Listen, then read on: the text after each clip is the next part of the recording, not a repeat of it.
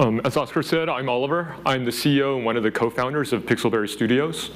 For those of you who aren't familiar with Pixelberry Studios, we've been making story games on mobile for the past 12 years. And our most recent game, Choices, is currently a top 25 game on the iPhone in the US.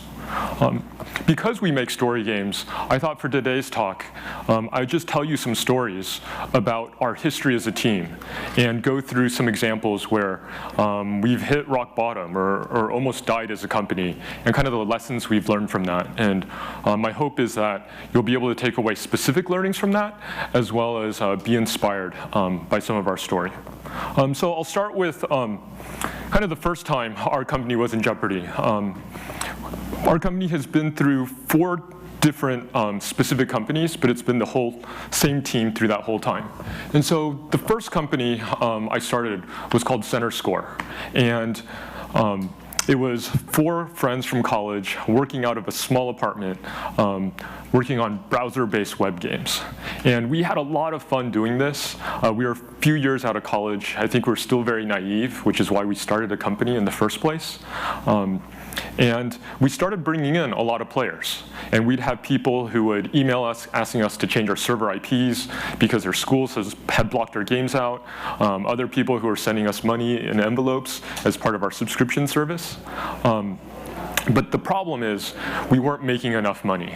We had started during the dot-com crash, and we were relying on advertising revenues, and it was much too early for subscriptions. And it was really devastating during that time.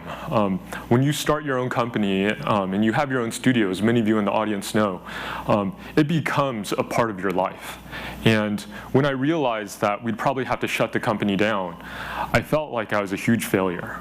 And I remember one night just lying on my bed while my co-founders were in the living room, and I was just in my bedroom and just crying and feeling alone and wondering what we had done wrong. Fortunately, in this case, we were blessed. And on the very last day, when we were planning to shut our servers down, we actually had a friend who called us and basically said, hey, we just signed a contract for cell phone games, but our company doesn't know how to make games.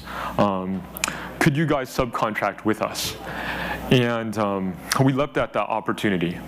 And we really looked back at why did we fail? What did we do wrong? And we realized that even though we loved making games and we spent a lot of time making games, that we really failed on the business side of things. You know, we had 4 people. I spent 75% of my time coding and 25% of my time on business. And that just wasn't enough. So we looked at this as a new chance to kind of resurrect our business. And I went to 100% of my time on business. But for many of you who are programmers and engineers, if like me you're an introvert, it was really hard for me to cold call people, to go to conferences and talk to strangers. And because my company was on the line, it's something I did. And what I did realize over time is, just like everything else, the more you practice, you get better at it. And I ended up going to one conference. I'd come to these sessions. I'd go there early. And when there were pauses in between, I'd just talk to the people around me. And one time, person on my right was from Sony, person on my left was from Sega, and we ended up doing deals with both those teams. And so from that first time, we really survived because we learned from our mistakes. The second time our team ran into a lot of trouble was when I was at EA. And by then, we had created our first story game in 2005, made it successful, sold our company to Vivendi, and later Vivendi sold us to EA. When we were at EA, it was during a period of time when EA was one of the strongest mobile games publishers, and the whole market was paid games. There was no in-app purchases yet. But we heard rumors that it was coming down the pipeline. So we took our game Surviving High School, and we developed it for the iPhone. And I went to the executives to pitch kind of the model we wanted to use for this game. And we told them, when we see games like Doodle Jump and Pocket Gods released new content, even though they're paid games, they'd start to spike up in the charts. And so we told them, we want to give away free content too. We'll have a paid game, but we'll give away free monthly content, episodic content, and we think that'll help us spike up the charts too. And the executives at EA came back to us and said, no way, we don't give away free stuff here. But we really believe in that model. So we went back to them a second time.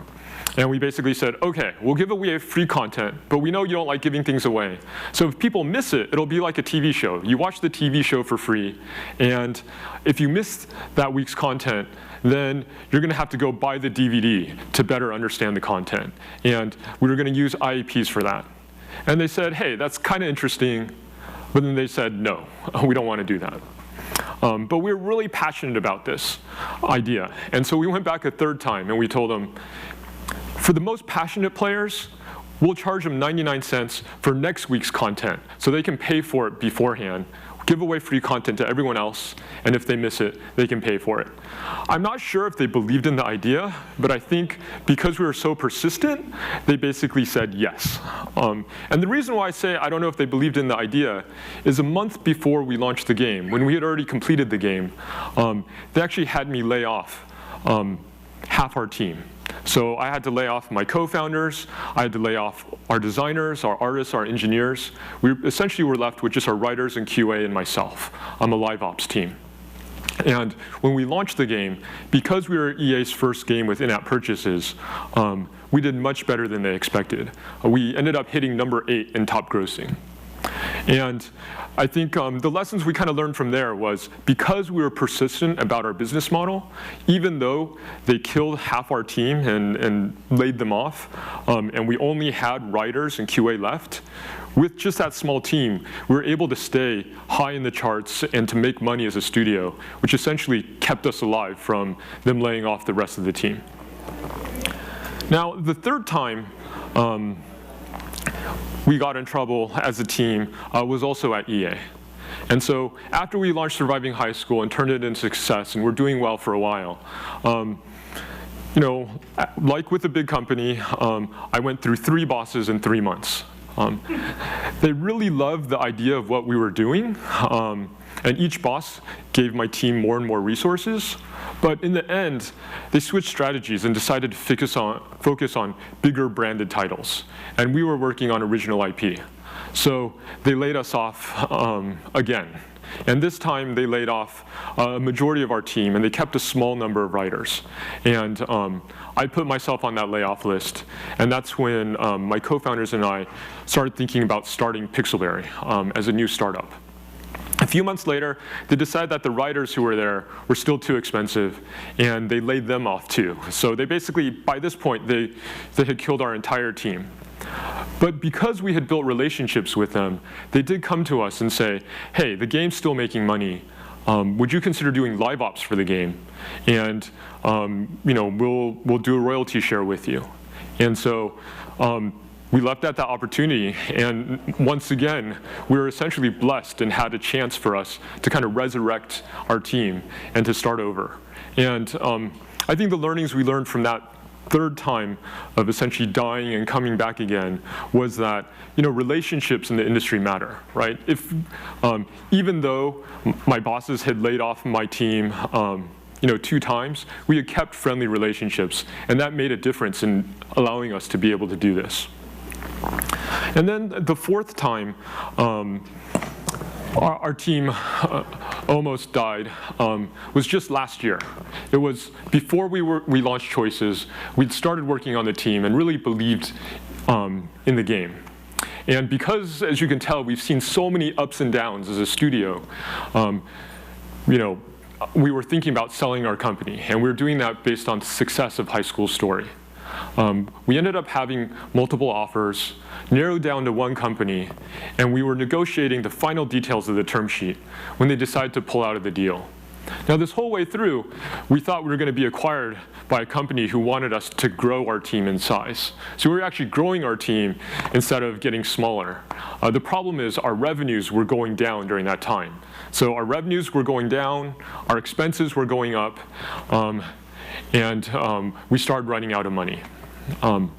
this was in May of last year, sat down with our whole team and basically told them, look, we're running out of money. We can still launch Choices like we were planning in July.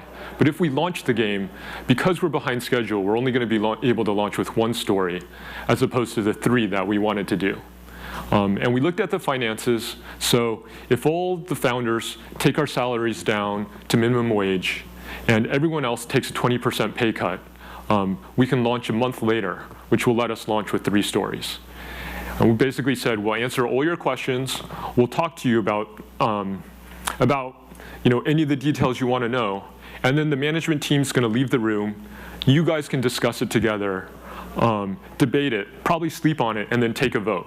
And whatever you guys vote, that's what we're going to do as a studio. And so the next day, they came back to us, and they told us, hey, we want to take the pay cut. We believe in what we're doing as a team, and we believe in each other. And we even had people on the team come to us and tell us, hey, someone on the team is buying a house right now.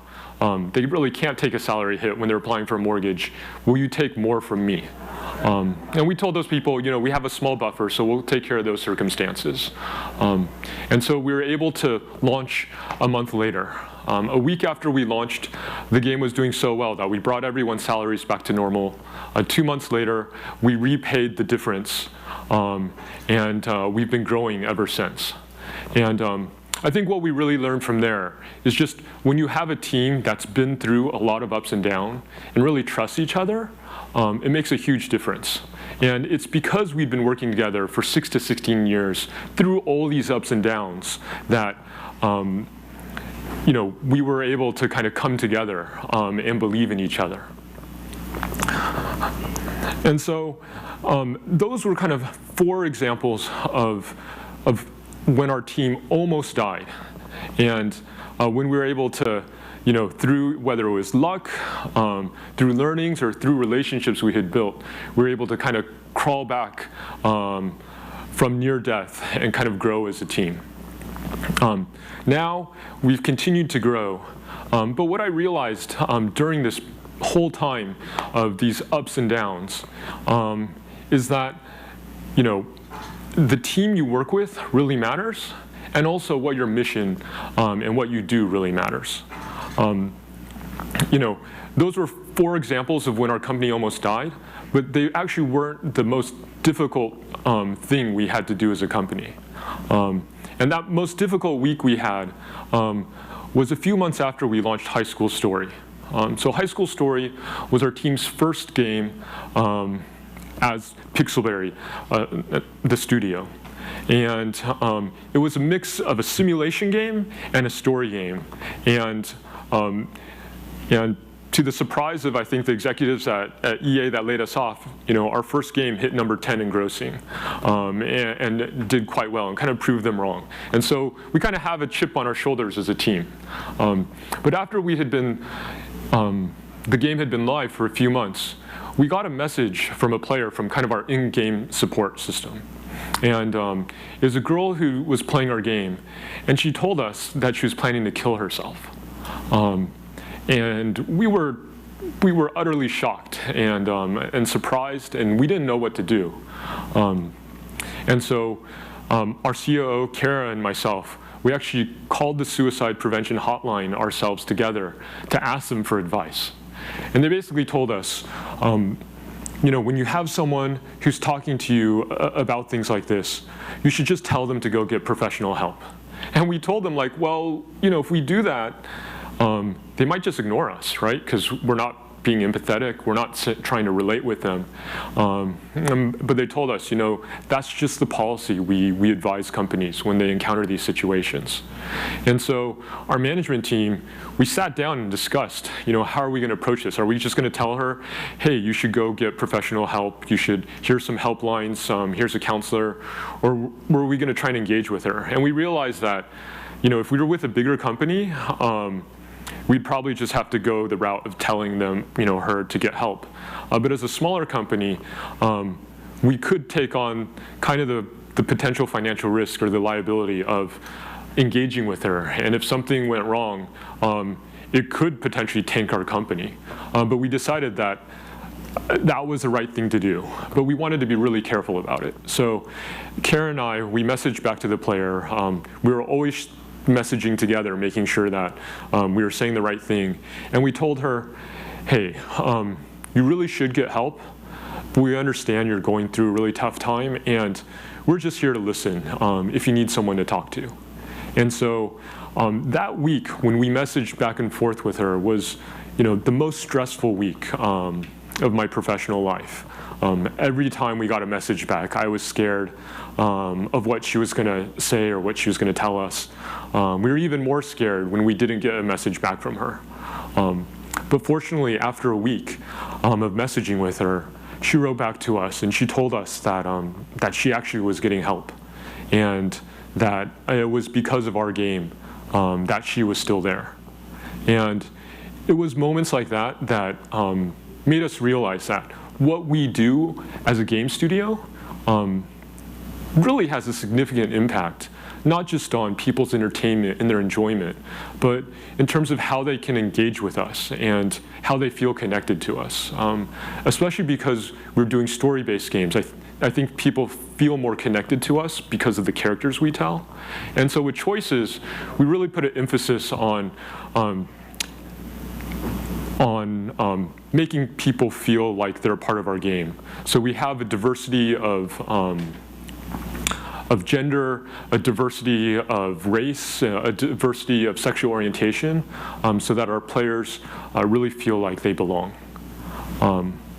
And so, I hope these stories really make you think about the different struggles you may be going through in your own careers. And when you hit rock bottom, know that there are things on the other side that, a lot of times it's hitting these failures, not knowing what you're doing, and kind of crawling back from them, that really makes a difference. And our careers aren't defined by one job or what we do in one instance, but based off of how we react to failures and how step by step we get better at what we do. And if you really look at the mobile games companies who've been successful in the past few years, most of them, they didn't just start making mobile games a year ago or a few years ago. These are people like Supercell, who started in 2001. People like King, who were making match 3 games back in the early 2000s too. These same people have made a lot of mistakes, and from those mistakes, they've had successes. Thank you.